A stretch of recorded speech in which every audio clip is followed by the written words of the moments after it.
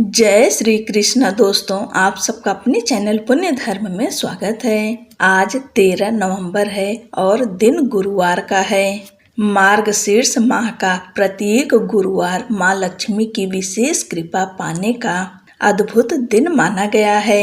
यह माह स्वयं भगवान श्री कृष्ण का प्रिय माह है। इस पवित्र मास में जब गुरुवार का संगम होता है तो यह दिन सौभाग्य, धन और सुख समृद्धि की वर्षा करने वाला बन जाता है। ऐसा विश्वास है कि जो श्रद्धा पूर्वक इस दिन माँ लक्ष्मी का व्रत रखता है, कथा सुनता है और सच्चे मन से उनकी आराधना करता है, उसके जीवन में कभी भी दरिद्रता नहीं आती। माँ लक्ष्मी अपने भक्तों के घर में अस्थायी निवास करती हैं और जीवन को आनंद, वैभव और शांति से भर देती हैं। इस कथा के माध्यम से हम जानेंगे कि किस प्रकार भक्ति, सत्य और श्रद्धा से माँ लक्ष्मी प्रसन्न होती हैं और भक्तों को असीम आशीर्वाद प्रदान करती हैं। आप सब माँ महालक्ष्मी का ध्यान करते हुए इस कथा का श्रवण करें। मार्गशीर्ष महालक्ष्मी व्रत कथा।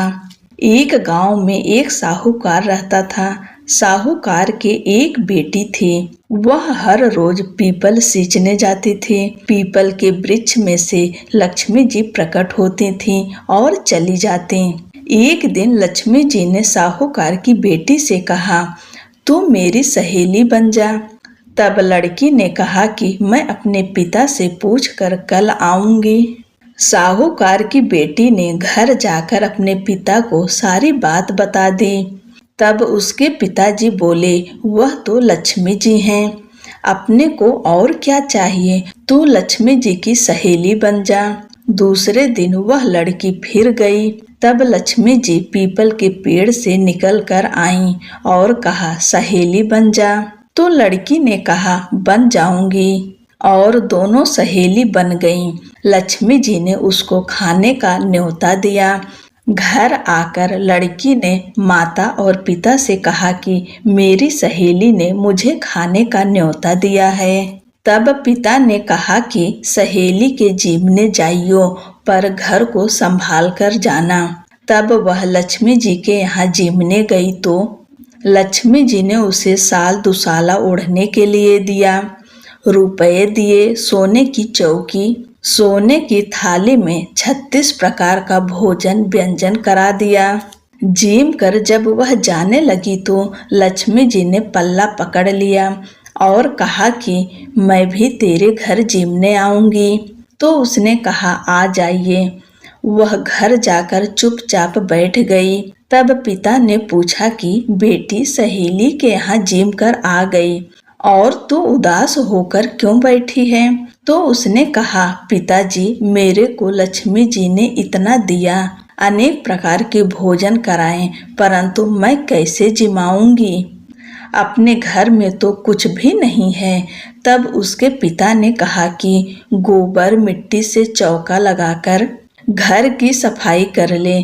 4 मुख वाला दिया जलाकर लक्ष्मी जी का नाम लेकर रसोई में बैठ जाना। लड़की सफाई करके लड्डू लेकर बैठ गई। उसी समय एक रानी नहा रही थी। उसका 9 लखा हार चील उठाकर ले गई और उसके घर वह 9 लखा हार डाल गई और उसका लड्डू ले गई। बाद में वह हार को तोड़कर बाजार में गई और सामान लाने लगी तो सुनार ने पूछा कि क्या चाहिए?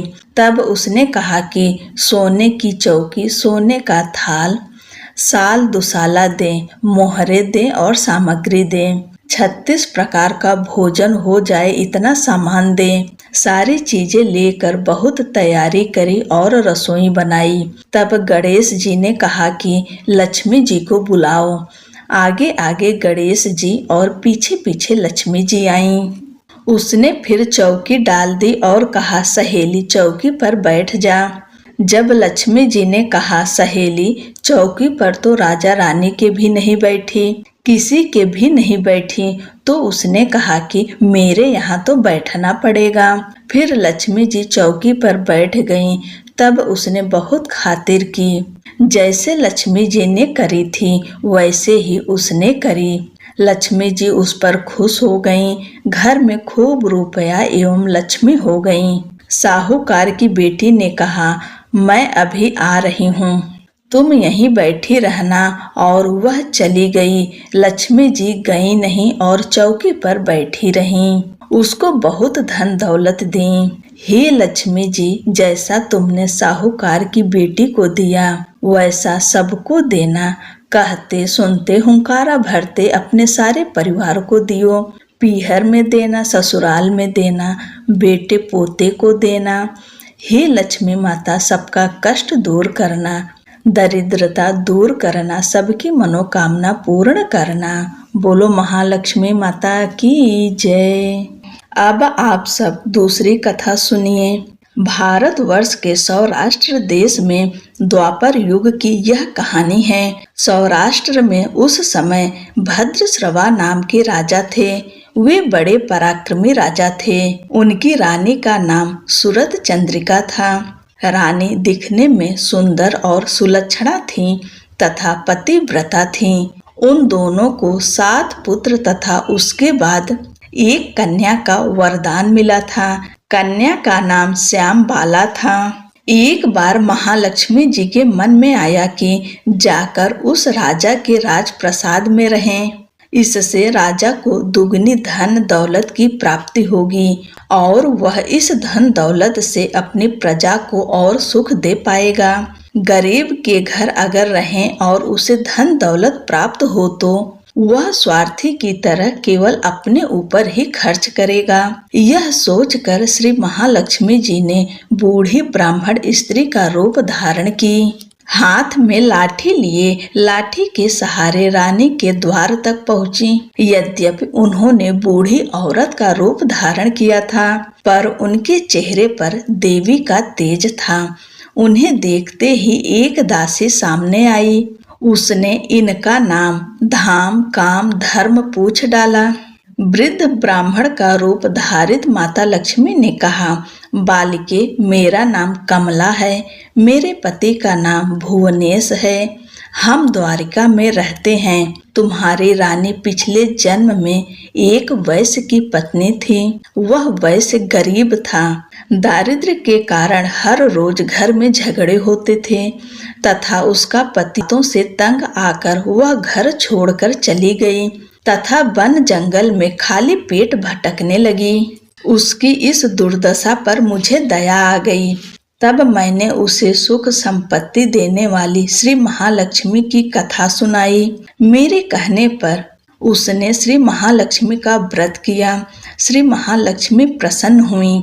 उसकी गरीबी दूर हुई। उसका घर संसार दौलत संपत्ति से भर गया। बाद में पति पत्नी दोनों परलोक सिधारे। लक्ष्मी व्रत करने के कारण वे लक्ष्मी लोक में रहे। उन्होंने जितने साल महालक्ष्मी का व्रत किया उतने हजारों साल उन्हें सुख भोग मिला। इस जन्म में उसका जन्म राजघराने में हुआ, परंतु वह श्री महालक्ष्मी का व्रत करना भूल गई है। उसे यह याद दिलाने मैं यहाँ आई हूँ। बुढ़िया की बातें सुनकर दासी ने उन्हें प्रणाम किया तथा श्री महालक्ष्मी का व्रत किस तरह किया जाए इस बारे में पूछा। बुढ़िया रूप धारण किए हुए श्री महालक्ष्मी माता ने दासी को पूजा की विधि तथा महिमा बताई। इसके बाद वह दासी माता को प्रणाम कर रानी को बताने अंदर चली गई। राज वैभव में रहते हुए रानी को अपने ऐश्वर्य का बहुत घमंड हुआ था। संपत्ति तथा अधिकार की वजह से वह उन्मत्त हो गई थी। दासी द्वारा बताई गई बुढ़िया की सारी बातें सुनकर वह आग बबूला होकर राजद्वार पर आकर बुढ़िया रूपी श्री महालक्ष्मी पर बरस पड़ी। उसे यह मालूम नहीं था कि श्री महालक्ष्मी माता बुढ़िया का रूप धारण किए द्वार तक आई हैं, परंतु रानी का इस कदर रूप बर्ताव तथा अपना अनादर देखकर माता ने वहां ठहरना ठीक न समझा। वे वहां से चल पड़ी। राह में उन्हें राजकुमारी श्याम बाला मिली। उन्होंने श्याम बाला को सारी बात बताई। श्याम बाला ने अपनी ओर से श्री महालक्ष्मी माता से क्षमा मांगी। माता को उस पर दया आई। उन्होंने स्वयं बाला को श्री महालक्ष्मी व्रत के बारे में बताया। उस दिन अगहन यानी मार्गशीर्ष माह का पहला गुरुवार था। श्याम बाला ने परम श्रद्धा से श्री महालक्ष्मी का व्रत रखा। फल स्वरूप राजा सिद्धेश्वर के सुपुत्र मालाधर से उसका विवाह हुआ। वह धन दौलत ऐश्वर्य वैभव से माला माल हो गई। पति के साथ ससुराल में आनंद से दिन बिताने लगी। इधर श्री महालक्ष्मी का रानी पर प्रकोप हुआ।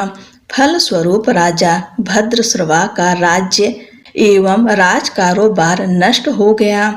यहाँ तक कि खाने के लाले पड़ गए। ऐसी हालत में एक दिन रानी ने राजा से निवेदन किया, हमारा दामाद इतना बड़ा राजा है, धनवान है, ऐश्वर्यशाली है, क्यों न उसके पास जाएं, अपना हाल उसे बताएं, वह जरूर हमारी मदद करेगा।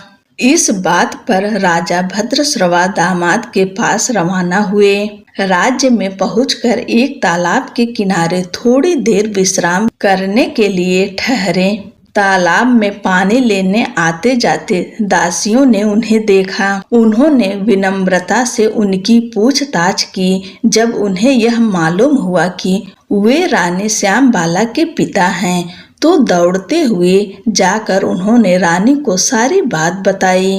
रानी ने दासी के हाथ राज परिधान भेजकर बड़े ठाट से उनका स्वागत तथा आदर सत्कार किया, खान पान करवाया। जब वे लौटने लगे तो सोने की मोहरे से भरा घड़ा दिया।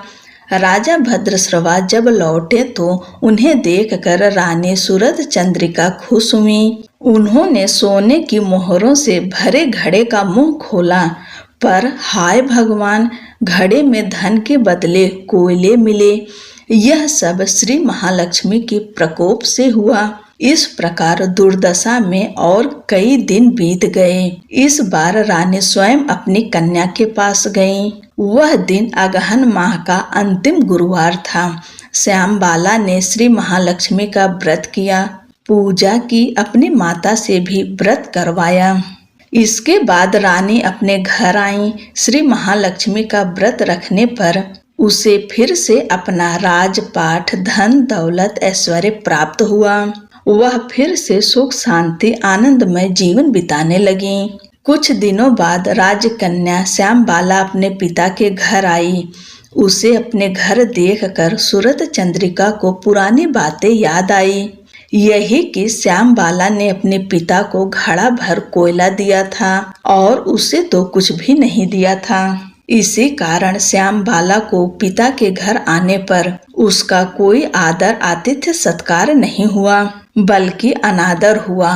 पर उसने इस बात का बुरा नहीं माना। अपने घर लौटते समय उसने अपने पिता के घर से थोड़ा नमक ले लिया। अपने घर लौटने पर उसके पति ने पूछा, अपने मायके से क्या लाई हो? इस पर उसने जवाब दिया, वहाँ का सार लाई हूँ। पति ने पूछा, इसका मतलब क्या हुआ? श्याम बाला ने कहा, थोड़ा धीरज रखें, सब मालूम हो जाएगा। उस दिन श्याम बाला ने सारा भोजन नमक डाले बिना बनाया और परोसा। पति ने खाना चखा। सारा खाना नमक के बिना था, इसलिए स्वाद न आया। फिर श्याम बाला ने थाली में नमक डाला। इससे सारा भोजन स्वादिष्ट लगने लगा। तब श्याम बाला ने पति से कहा, यही है वह मायके से लाया हुआ सार। पति को उसकी बात सही लगी। फिर वह दोनों हंसे मजाक करते हुए भोजन करने लगे। कहा गया है कि इस तरह जो कोई श्रद्धा भाव से श्री महालक्ष्मी की पूजा करे, उसे माता की कृपा प्राप्त होती है, सुख संपत्ति शांति प्राप्त होती है, सभी मनोकामनाएं पूरी होती है। परंतु यह सब प्राप्त होने पर माता की पूजा को भूलना नहीं चाहिए। हर गुरुवार को व्रत पाठ अवश्य करना चाहिए। इस तरह श्री महालक्ष्मी की महिमा भक्तों की मनोकामना पूरी करती है। बोलो महालक्ष्मी माता की जय, भगवान विष्णु की जय।